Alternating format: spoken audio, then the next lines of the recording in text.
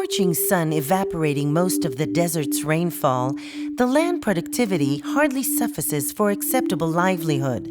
However, that same sun that is the source of hardship for desert people can be turned into their blessing. Researchers at Ben-Gurion University's National Solar Energy Center at the Jacob Blaustein Institutes for Desert Research are grateful for the sun's intensity. A team of scientists headed by Professor David Faiman has discovered how to turn the sun's rays to their advantage. While many countries are already converting solar radiation into electricity, this involves a costly conversion process that remains one of the major obstacles to a more widespread use of this resource. However, Professor Faiman has solved that problem.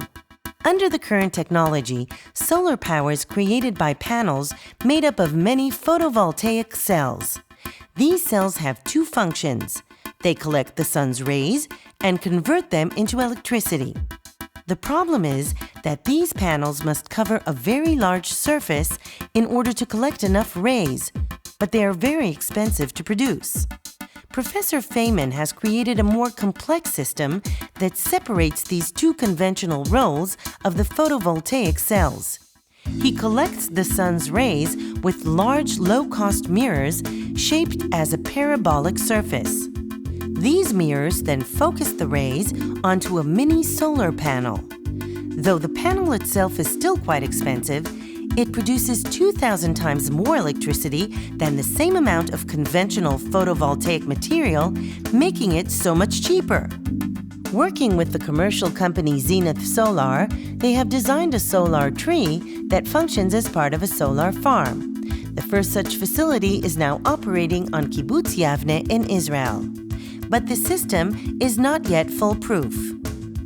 On a cloudy day, when the passing clouds make the solar power go on and off, the power company has a problem that they can't ramp their turbines on and off fast enough in order to enable all of that solar energy to go into the grid. And therefore, we have to develop special storage batteries that can grab that solar power really rapidly as soon as it's produced, hold on to it, and then put it into the grid at a slower rate to enable the power company to ramp down their turbines and save appropriate amounts of fuel.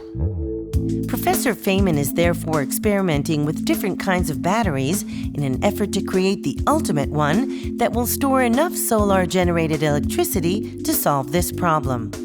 He foresees a day when solar farms will be scattered across the Negev, replacing the chimney stacks of our current generators. One day, his research will help to save our planet by reducing the use of fossil fuel and diminishing global warming.